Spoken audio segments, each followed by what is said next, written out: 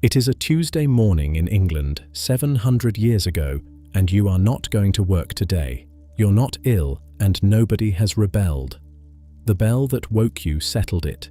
Today belongs to a saint, so the ploughs stay where they are, and the great fields lie quiet from one end of the village to the other. It will happen again within the week or the fortnight.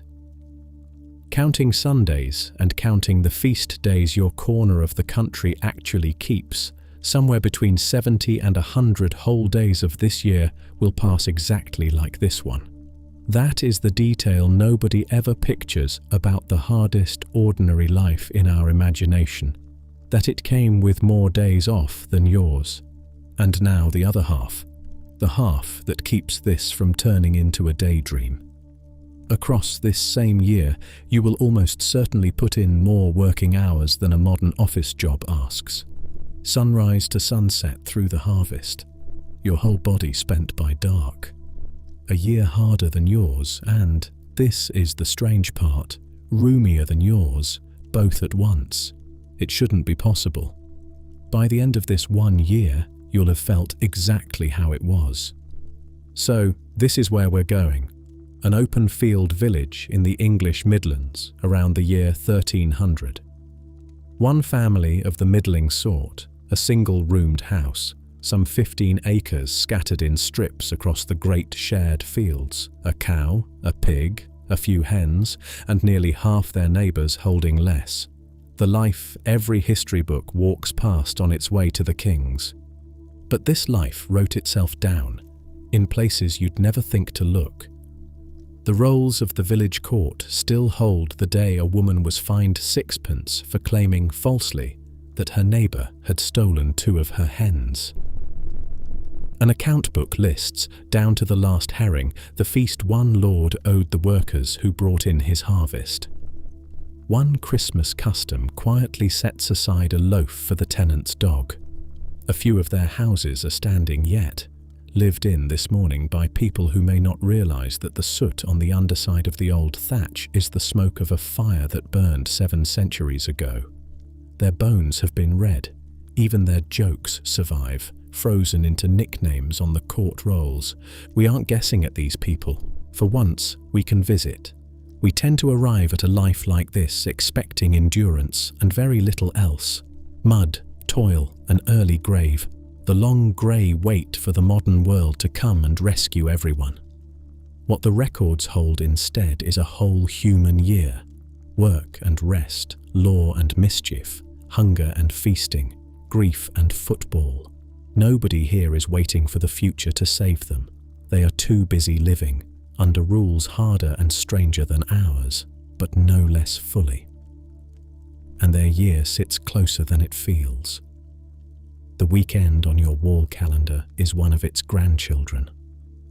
But before we step through that low door into the dark, if you find yourself drawn to these quiet trips inside the ordinary past, consider subscribing, and we'll keep climbing into these forgotten lives together.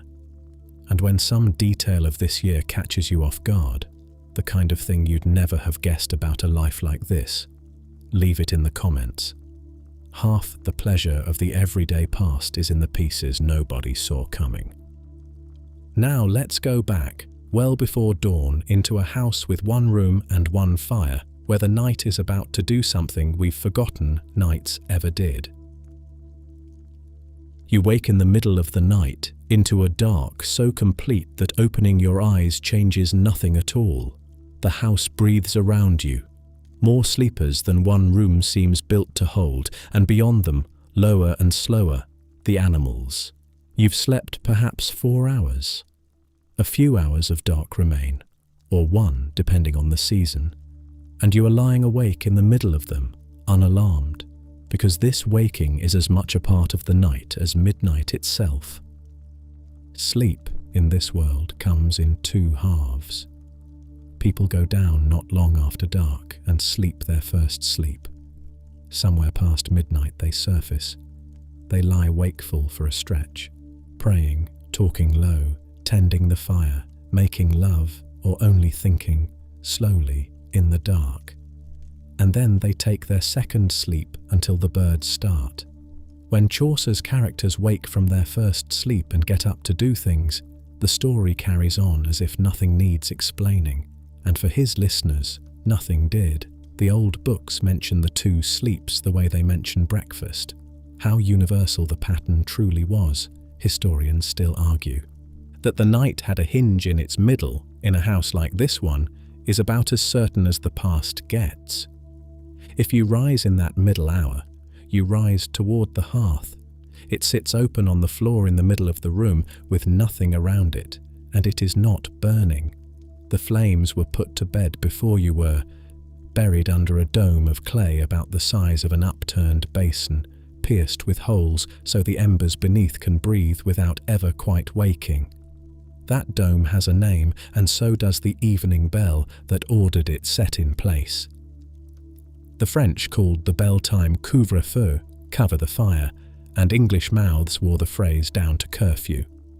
Long before it meant emergencies and empty streets, it meant this: a village of straw roofs putting its flames to sleep in step, because fire loose in the night was the one disaster that could eat every house at once. There are no matches in this world, and there will be none for another 5 centuries. If the embers die, mourning means kneeling over flint and steel, striking sparks into scorched cloth, coaxing and shielding and breathing until something finally catches.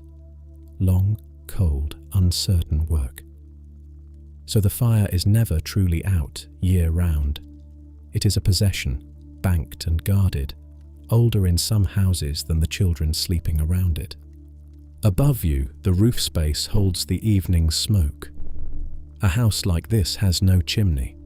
The smoke of the open hearth climbs, spreads beneath the thatch, and seeps out through the straw itself, glazing its underside black, keeping a haze in the room's upper air that you would taste if you stood up into it. Everyone here stopped smelling it long ago. Smoke lives that deep in wool and hair and skin. It isn't a smell anymore, it is simply what home is. And through the wall at the room's low end, or across the yard, in the many villages that build their byres apart, a cow shifts her weight in the dark, and her breath and bulk are part of the household's warmth, counted on like blankets. The word we reach for with a house like this is hovel. Archaeologists digging them keep finding the opposite: floors swept nearly bare and frames built to outlast their builders. A house like this was raised by hired carpenters around pairs of whole oak trunks, grown curved, set leaning into each other like ribs, better than 100 trees felled for one peasant home. Count the growth rings in the surviving timbers, and the dates come back medieval. The 1260s, the 1330s, and a number of these houses are standing in England today, not as ruins, but as working homes, a family's kitchen humming under the same bowed oak. In a few of them, the oldest thatch still lies where medieval thatchers left it, black glazed underneath by generations of open fires, and holding, tangled in the dark of the roof, whole ears of medieval wheat and rye, field varieties extinct everywhere else on earth. A harvest, centuries old, stored above the heads of a family who may never have looked. When the second sleep gives way, the house resumes without ceremony. The dome comes off the hearth, and the embers, breathed on, remember what they are.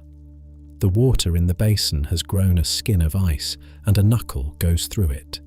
Breakfast is a heel of yesterday's loaf, eaten standing, and then the bar comes off the door, and the door, swinging open, does the one thing no window in this house can do. It lets the morning in, a long slab of grey light across the swept floor, cold air carrying frost and dung and wood smoke, and from the stone tower rising above the roofs, the first bell of the day, unhurried, certain, calling the village out of its houses. On the south wall of the church, at about the height of your shoulder, somebody has scratched a circle into the stone, a ring of short lines raying out from a hole where a wooden peg stands level. The peg's shadow is the nearest thing this village has to a clock face. When the shadow crawls onto the right line, it is time, and the bell speaks. the same bell that has just pulled you through your doorway with everyone else. Thousands of these scratch dials survive on English churches today, mostly unnoticed beside the porch, each one cut by a hand that needed to know when to ring. Run a finger along the grooves and you're touching the entire timekeeping system of a world, because there is no clock here, none in the church, none in the village, and no such thing as a watch anywhere on earth. The first mechanical clocks in England have appeared within living memory, vast experimental machines in a few cathedral priories, and it will be generations before an ordinary town hears one strike. Time arrives instead as bells, rung at the church's hours of prayer, from first light to dark, and the hours themselves are not our hours. Daylight, however much of it there is, gets divided into 12, so a midsummer hour runs twice the length of a midwinter one, and nobody finds that strange, because here the hour is built to fit the day, not the day to fit the hour.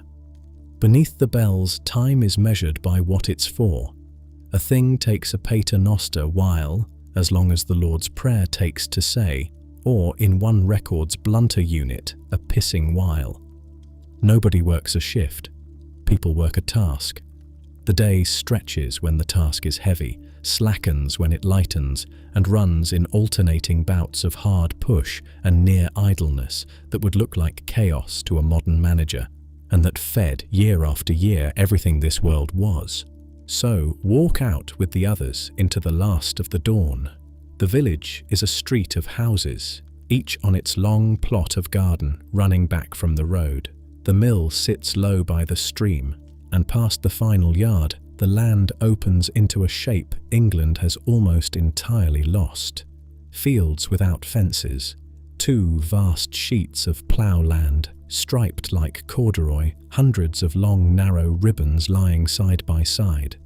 A handful of those ribbons, one here, one 10 minutes walk away, another beyond the brook, are yours. By October, the wheat for next year's bread is going into the ground. In the picture we all carry, a medieval plough moves behind 8 oxen, and 8 ox teams are real, on the Lord's land, cutting the Lord's heavy clay. At your end of the village the sums are smaller.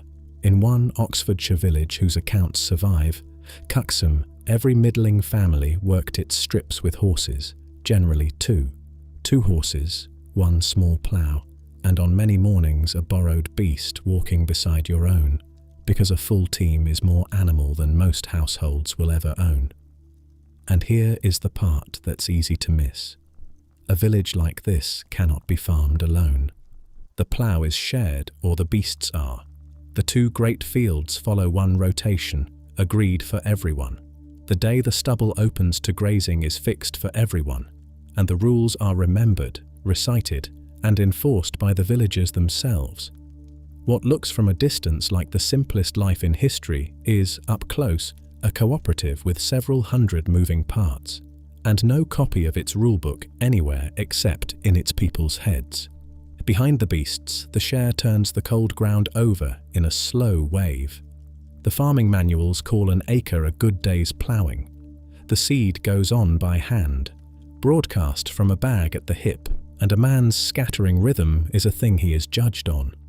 As for why your land lies flung in ribbons across the great fields instead of gathered into one tidy block, historians have been arguing about that for 50 years. Insurance, some say, hail ruins 1 furlong, not your whole living. The logistics of shared ploughing, say others, or the ease of trading land in small pieces. The honest answer is that nobody knows. The village knew and never thought the reason worth writing down. The ploughland, even so, is only part of the map. Past it lie the meadow, the rough pasture, and the wood, land nobody here owns and everybody here uses, by rights as fixed as any deed. So many beasts allowed on the common grass and no more, fallen and lopped wood for the fire. In autumn, for a small fee, your pigs loosed into the wood to fatten on acorns. None of it is casual. On one great estate, the clerks reckoned each holding's grazing allowance as precisely the number of animals needed to dung that holding's fields back to fertility. The grass budgeted, head by head, to feed the grain. Stand at the gate, then, and add up what you can see: furrow and seed, team and bell, meadow and wood, the whole engine of the village turning over in the cold light. The rolls that price this field to the last halfpenny will remember every piece of it. What they barely mention is the other half of the village's work, the half that was awake before the ploughman this morning, back among the houses, and will still be working after he stops. Follow the smoke back down the street, in at the nearest low doorway, to the most slandered object in the medieval world, the cooking pot. Our books gave it one line for centuries: grey gruel, survival mush, the sad porridge of the poor. Then, quite recently, archaeologists went and asked the pot. From a vanished Northamptonshire hamlet called West Cotton, they gathered hundreds of broken cooking vessels and read the fats soaked deep into the clay, molecule by molecule, and the pots answered beef and mutton stewed slow with cabbage and leek, and a full quarter of them had been kept for dairy, for curds and butter and soft fresh cheeses. The daily dish is pottage, barley or oats, thickening peas and beans, whatever the garden gives, onion and garlic, a knuckle of bacon fat when there is one. Grain still carries most of the year, and nobody here would call the food various. But the grey porridge of our imagination never existed in this house. The woman stirring it has been up longer than anyone now standing in the fields. The fire is woken, the dough is set, the hens are already out. The flour she bakes with comes home from the mill carrying a fine dust of the millstones themselves, and that grit goes into every loaf. On the teeth in the churchyard, ground flat by a lifetime of bread, you can still read it. From spring to Michaelmas, the end of September, her cow runs like a small factory, reckoned good for roughly 100 pounds of cheese and butter in a season, because fresh milk is barely drunk here. It is turned into what keeps, and the family drinks the whey. Eggs are the steady protein, and the birds that lay them are money in another shape. Eggs to the Lord at Easter, a hen at Christmas, rent paid in kind. Behind the house, her garden stands in rows, cabbage and leek, onion, garlic, beans. And in every gap in every task, there is wool on the distaff at her hip, thread growing between finger and thumb, so constant that her whole half of the family tree will be called the distaff side. Then there is the ale, and the ale is a business. It is weak by our measure, unhopped, brewed from malted barley, and it sours within days. So somebody in the village is always brewing, in rotation. When her batch is ready, she thrusts a pole out over the door with a green bush tied to it. Fresh ale in this house for sale. The official tasters come, and the court fines her a few pence for selling against the rules, as it fines nearly every brewster, nearly every time, and here the record is quietly winking at us.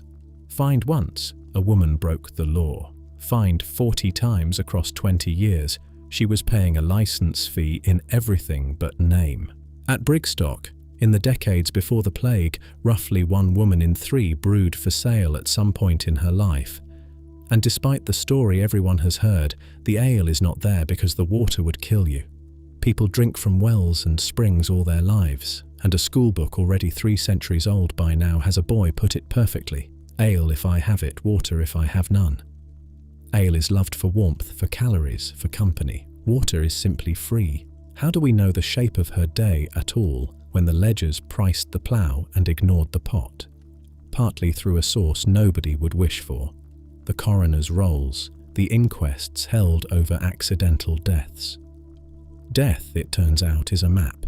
Men died out and away, under carts, in rivers, at the mill. Women died at the hearth, at the well, at the brewing vat.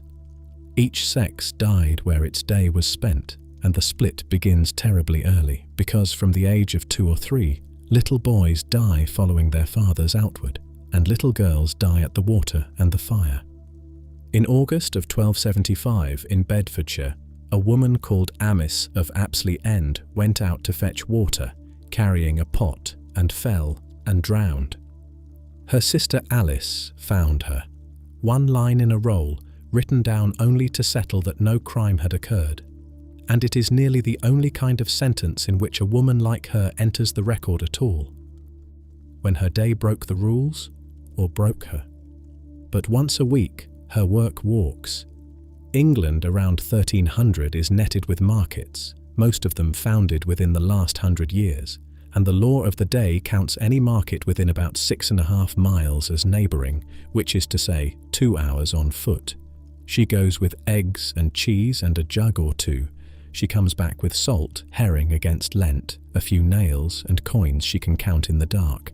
And if you have taken anything from this village so far, the bread at dawn, the warmth of the woken fire, the ale, then you have been living inside her workday since before first light. In the corner of the house stands the ark, a wooden chest with a lid worn smooth, holding the family's grain. Through autumn her hand skims the surface just beneath the lid. By spring she is reaching in past her elbow. The year has a hollow in it and the whole village is walking toward it. By the middle of July, you are hungry, not starving, hungry in the settled, waiting way of a season. The ark in the corner rings nearly empty. The loaves are smaller and darker than they were. The pottage runs thinner. This is the year's design, and there is a cruelty folded into it, because the leanest weeks arrive exactly when the work turns heaviest. The last of the old grain has to stretch to the new grain, and nobody can hurry the new grain. You can only weed it, and watch it, and count. Bread costs more in every market within walking distance now, and under all the counting sites a fear nobody says aloud. About 1 year in every 8, the harvest comes in badly short. Grain is the whole question of these weeks. Grain left, grain owed, grain standing green in the fields. And the village thinks about it with one mind. Then the 1st of August opens the harvest, and the village turns itself out to the last able body. The painted prayer books of the age show it in their margins. Men and women together, bent in a line, the women reaping and binding alongside. Wheat is cut high on the stalk with sickles. A crew of 5, 4 cutting, 1 binding, is reckoned to clear 2 acres in a day. These are the longest working days of the year. First light to last and everything itches, chaff in every crease of you, stubble scoring your ankles, sweat drying to salt on your back. Even money bends to the season. The labourer's penny a day becomes 2p and better, because for a few burning weeks, every pair of hands in England is precious. Some of those days you owe. On boon days, the whole village, free tenants included, is summoned to bring in the Lord's crop, and custom, which binds downward as well as up, says the Lord must feed the people who come. The rolls even sought such days by what was poured, wet boons with the Lord's ale, and dry boons with water only. The account books wrote down the menus. At one village whose records survive, Elton in Huntingdonshire, 329 harvest workers sat down in the summer of 1298 to bread baked from 32 bushels of wheat and nearly as much again of other grain, a bull, a cow, a calf, 18 doves and 7 cheeses. The next day, 250 of them got through 800 herrings. To see why a meal like that mattered, follow what leaves the village and what stays. The good grain, the wheat, is mostly sold because wheat is money. The family eats the coarser grain it would struggle to sell. So beef and wheaten bread at the Lord's table made the boon for many households the best eating of the entire year, obligation and feast folded into a single day. And earlier that same summer, at the hay, one Wiltshire manor's custom had gone a step further. A sickly ram loosed in the mown field, the mowers to keep, provided they could catch it. When the sheaves are carted, by daylight only, under the harvest rules, with strangers watched at the village edge, the fields open to the gleaners, and the village runs its own quiet welfare. Gleaning, the gathering of dropped ears, is a right of the poor as old as Scripture. It is also a regulated right. By the village's own rules, anyone strong enough to earn the harvest wage, a penny a day and food, must reap for hire, not glean. So the gleaning stays with the old, the very young, and the frail, the ones the wage cannot reach. And it was policed with names attached. At Elton, a woman called Parnell, judged fit for work, was fined 6pence for gleaning anyway. A means test, indexed to wages, run by neighbours upon neighbours, centuries before anybody has the word for it. The end of September opens the stubble to the animals, and Michaelmas closes the circle. Rents fall due, the manor's accounts are ruled off, the village chooses its reeve for the year ahead. With the barn full, the count can finally be made honestly. The working days, somewhere between 250 and 300. The hours, sunrise to dark through the growing season, well past 2,000 across the year, likely nearer 3, more than most modern full-time jobs would dare ask. And the whole days off, 70, 80, in some places 100, Sundays and feasts scattered through the year like rests written into music. Then the detail nobody expects, sitting plainly in the rolls, sick leave. On the manors of Ramsey Abbey, a tenant too ill to work could be excused his labour services for up to a year and a day, and the clerks put names to it. One man excused 156 working days in a single year of illness. One woman given leave twice in a single winter, out of what the record can only call compassion. On another estate, the custom ran the opposite way, and the roll states flatly that a sick man does his services nevertheless.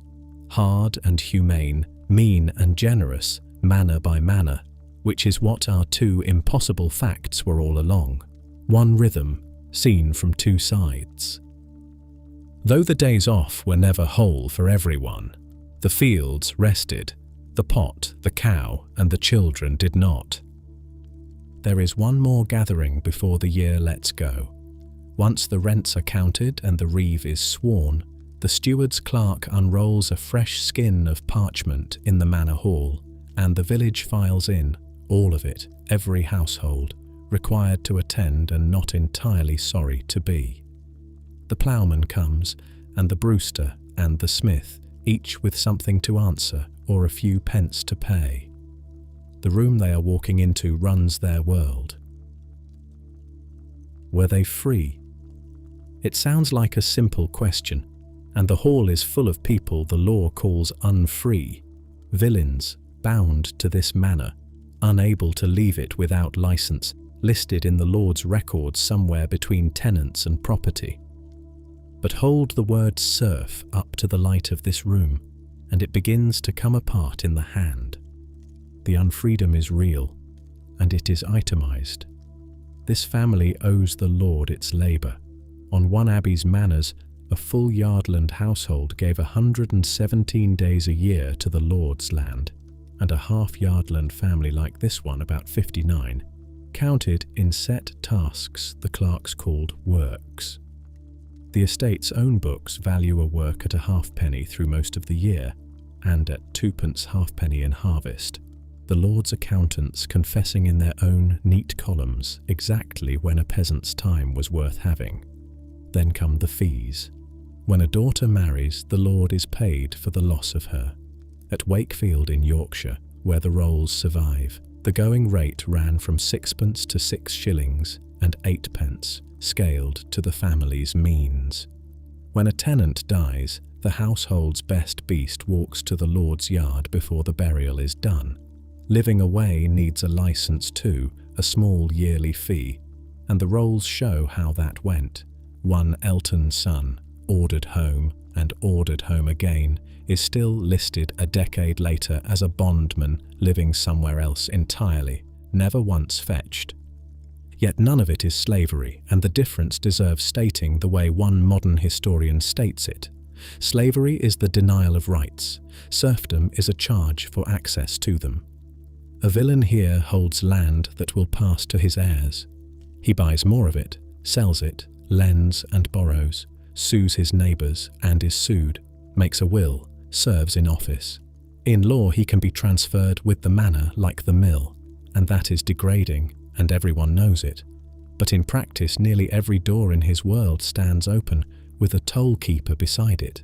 Now watch the room itself, because this is where the picture turns over. The steward presides, but he does not judge.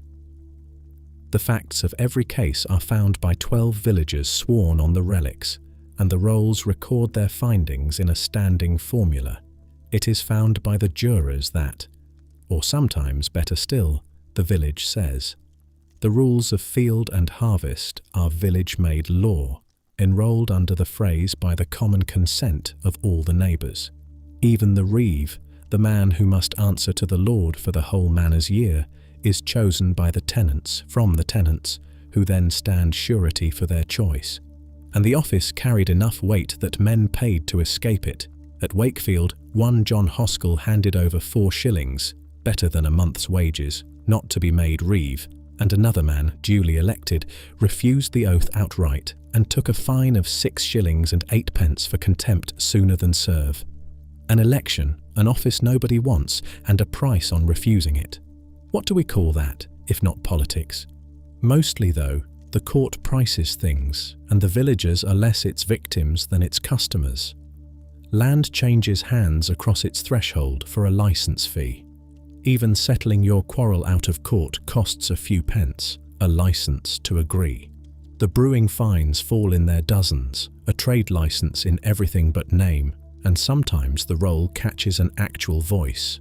At Wakefield in 1275, a brewster named Juliana, fined for her ale, told the tasters to their faces that she would go on selling in despite of the earl, after which the entire township was fined 4 shillings for having covered for her. 6pence buys justice for an insult. Sarah Wagger, who falsely accused a neighbour of stealing and eating 2 of her hens, paid 6pence to the court and 6pence to the man she slandered. The exact price of the hens. In wartime, the insults kept up with the news. With Scotland in arms, calling a man Robert the Bruce was slander worth suing over. And through it all, in the margins, a small recurring clause. Pardoned because poor. The fine written down and then let go. Then, in the year 1300 at Elton, this court did something that shouldn't fit our picture of serfdom at all. The Lord's bailiffs had ditched and planted part of Gooseholm, a stretch of pasture the village held in common, and blocked an old droveway besides. The village took it to law. Jurors and tenants, free and unfree together, swore on the record that the Lord's own officer had taken their money by distraint and extortion. Those words on the Lord's parchment in the Lord's hall. And the steward, seeing where things stood, declined to rule against his own man and sent the whole matter up to the abbot unresolved. Their weapon was a lawsuit, aimed upward, and nobody in the room dared call it out of order. Underneath such victories, though, the sting stays. A Wakefield jury names one Richard Del Rhodes the Earl's villain by blood, yet the roll admits he holds himself for a free man, having married a free wife and taken free land. 20. Elton cottagers, prosecuted for skipping the Lord's haymaking, answer that their fathers had always done it out of love, never as a duty owed. Love is given. Custom is owed. The entire long argument over serfdom lives in the space between those 2 words. The habit of mercy reached beyond the manor. In the king's courts, stealing goods worth 12 pence was a hanging matter, and the men who valued the stolen goods were the trial jurors, farmers and neighbours from the accused man's own world. So the records fill up with goods appraised, quite solemnly, at 11 pence. A cloak, a sack of grain, a set of harness, 11 pence. The valuation was the verdict. The mercy wore the face of arithmetic, and most people tried for their necks walked home. So, were they free? You cannot leave this village without paying for the privilege. Your daughter's wedding is taxed, your deathbed is taxed, Your time in harvest belongs partly to another man, and this afternoon you stood in a packed hall smelling of wet wool and wood smoke, watched 12 of your neighbours find facts on their oaths, helped choose the man who will answer for the village's year, and heard your own community accuse the Lord's officer to his face. Unfree is the truthful word, and it is nowhere near the whole truth. Toward evening, the court rises, and the clerk rolls 3 weeks of the village's memory into a tube of sheepskin. The bell that called you in will ring again soon, and the next time it sounds over these roofs, nobody will owe anybody an hour of anything. In the spring of 1314, the Mayor of London, speaking in the King's name, issued a proclamation against a public nuisance. There was, it complained, great noise in the city, caused by hustling over great footballs in the fields, from which many evils might arise, which God forbid, and the game was therefore forbidden, on pain of imprisonment. It is the first football ban in English history, and it tells us 2 things at once: that by 1314 the game already owned the crowds, and that no proclamation on earth was going to take it from them. Kings and councils would ban football more than 30 times over the centuries that followed. None of it worked. The game lived on days like the one now arriving in our village, the days nobody owns. The bell in the tower makes good on its promise, Sunday or a saint's day, and the fields stand empty while everyone walks the same direction for once, toward the church, where almost nothing matches the picture in our heads. There are no pews. The nave is an open floor strewn with rushes, and the villagers stand in it, shift, lean on pillars, drift and talk. Enough talking that a preacher in 1303 could describe a demon whose entire job was writing down the congregation's chatter on a parchment scroll, and every listener knew exactly what he meant. The service is in Latin, and most of the room understands barely a word of it. That was never the point. The point comes when the priest lifts the consecrated bread high over his head, and a small bell rings out, sharp and thin, and every conversation dies, and every eye in the parish looks. Seeing was the communion. Most villagers took the actual bread once a year, at Easter. The rest of the year people came to look upon their Maker, and the look itself was held to bless the day. This is the emotional summit of the ordinary week. A held silence, a lifted piece of bread. The room they stand in is the brightest thing in their world. We picture medieval churches as bare grey stone, because bare grey stone is what survived. These walls were painted, ochre red, gold yellow, green, saints and stories climbing toward the roof. Over the arch ahead hangs the painted doom, the dead climbing from their graves, souls weighed in scales, the jaws of hell taking the unlucky. And facing the main door, painted giant, St. Christopher carries the child across the river, placed just there on purpose, because the belief ran that whoever looked on Christopher's image would not die badly that day. Not immortality, insurance.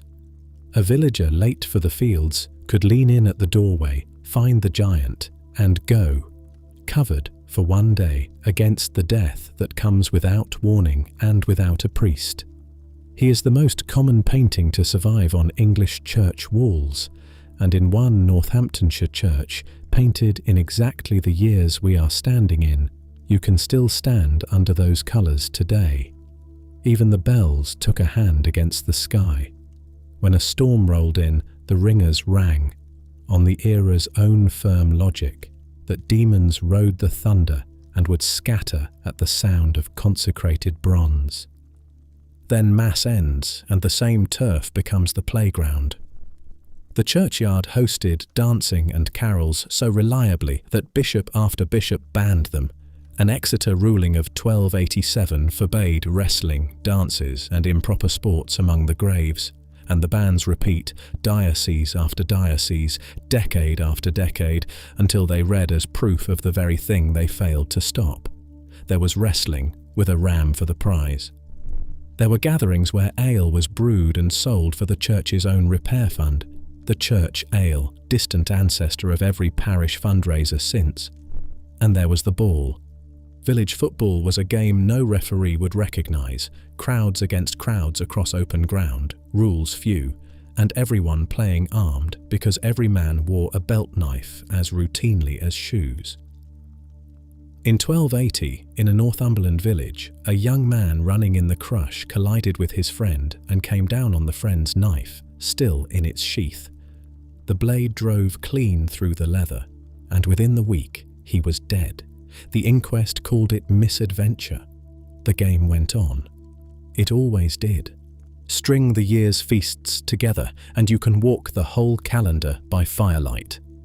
In the dead of winter, the 12 days of Christmas stop work entirely from Christmas to Epiphany, and the customs bind in both directions. You carry hens and bread to the manor as your Christmas rent, and the Lord's Hall serves you dinner in return. Beef and bacon with mustard, stew, cheese, ale. One custumal tells the tenant to bring his own cloth and dish and firewood, and one writes in a loaf for the tenant's dog. At the start of February, Candlemas. The parish walks in procession, every person carrying a blessed candle against the dark half of the year, and the candles go home afterward as protection for the house. Shrovetide brings confession, cockfighting, and the great ball games, one last blaze of meat and noise, because then Lent shuts the door. 6 weeks without meat, eggs, or cheese, the preserved herring doing its long, dull duty. But the hens keep laying. So the eggs pile up, are boiled hard to keep, and come out blessed and given away when Easter breaks the fast. The entire reason an egg means Easter to this day. The king's own household in 1290 paid to have 450 of them covered in gold leaf.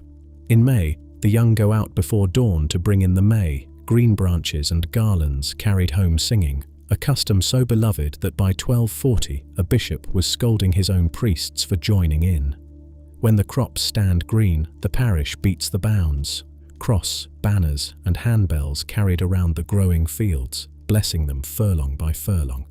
And at midsummer, on the eve of St. John, come the fires. Among them, says one old sermon, the true bone fire, built of clean bones, whose name we still use without ever hearing the bones inside it. The midsummer fire is the year's gentlest night, the one great fire nobody needs, lit for joy in the warm dark, fed and watched, and finally allowed to fall, hour by hour, into a low red field of embers.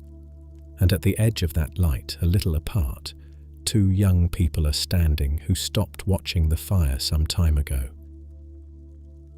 One of the 2 has a penny in his purse, bent double, and the bend is no accident.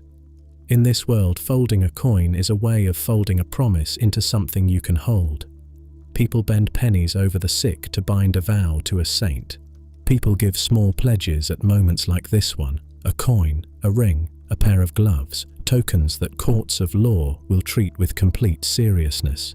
Because the words these 2 are working up to in the last red light of the midsummer fire carry more power than almost any words in their world.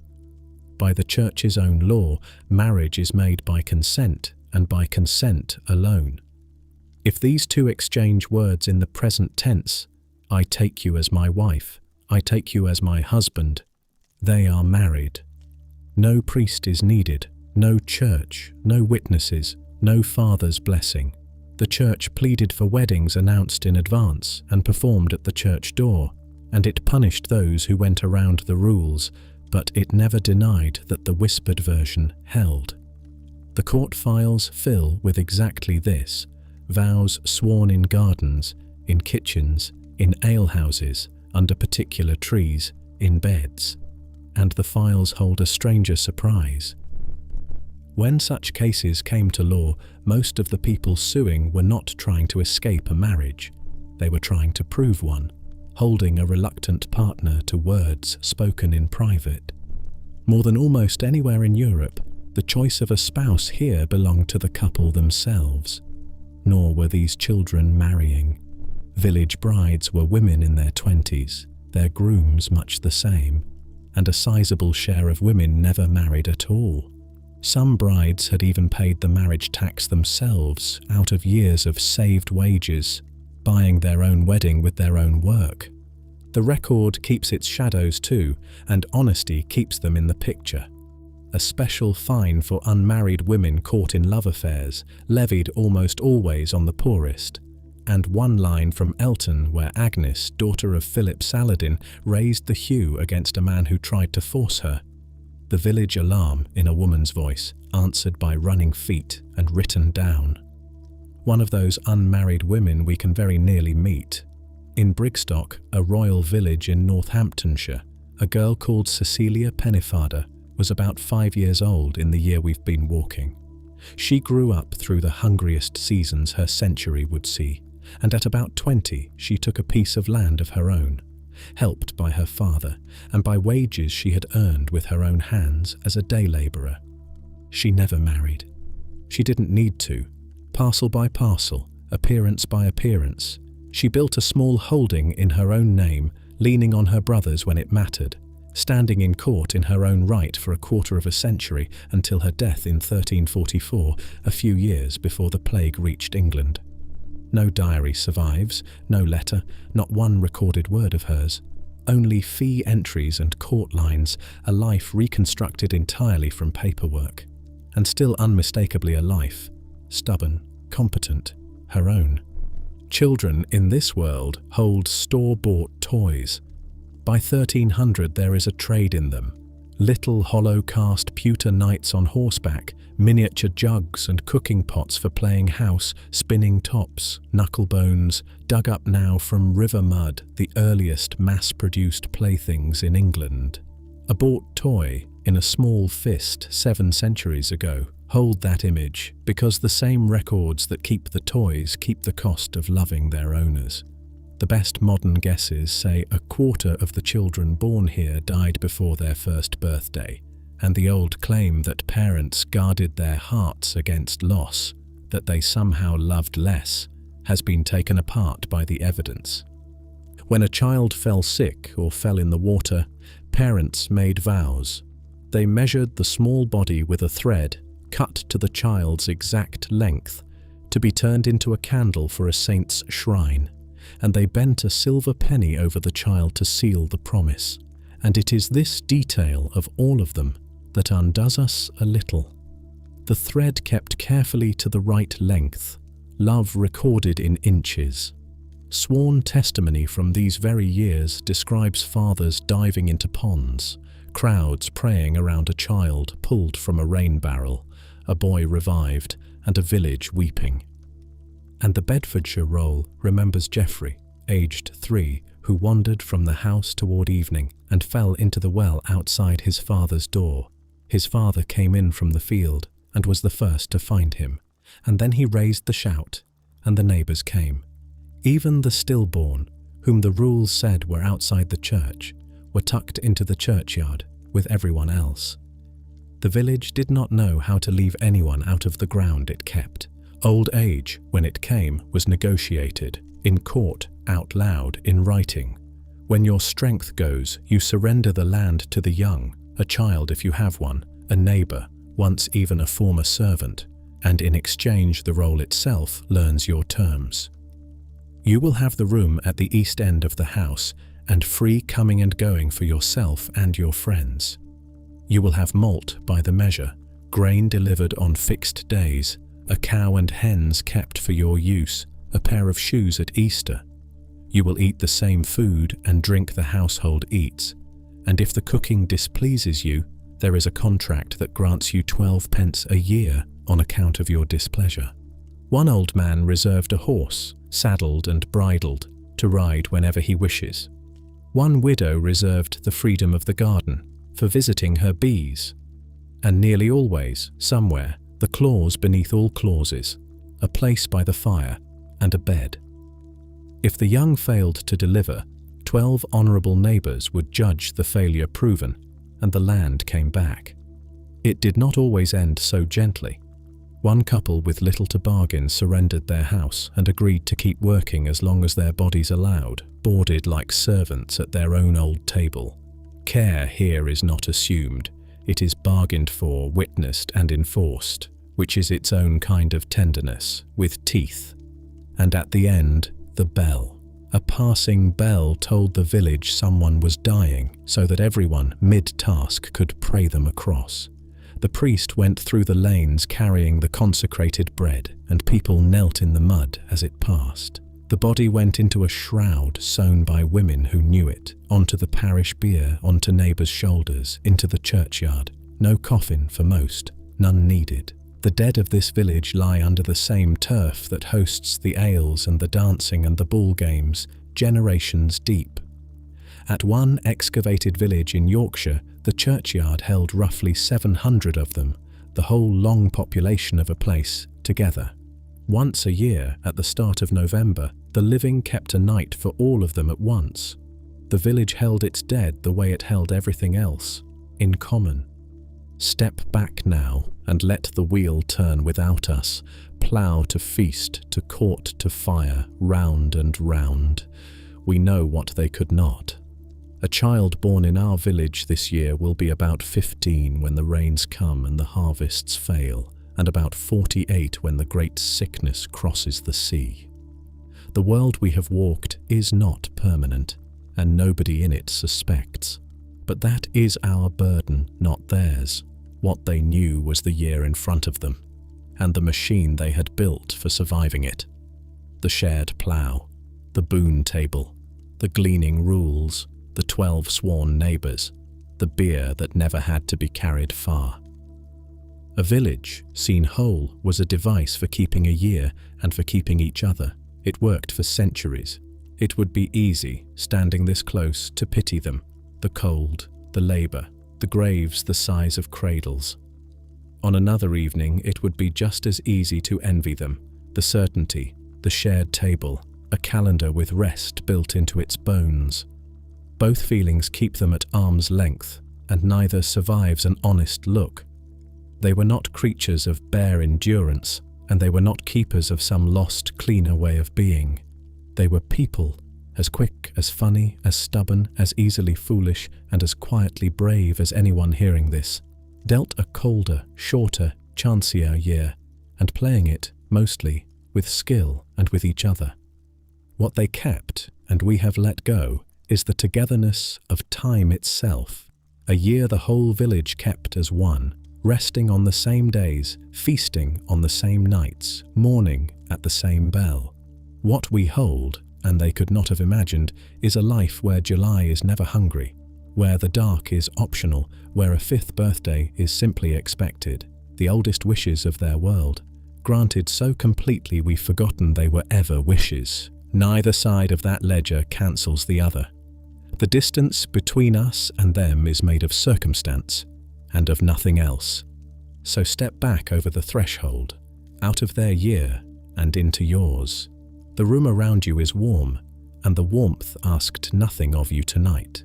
The light will go out the moment you choose. Somewhere far off, there may be a bell.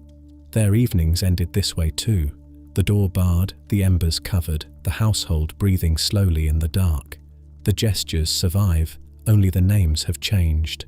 Cover your fire, in whatever way your century covers it.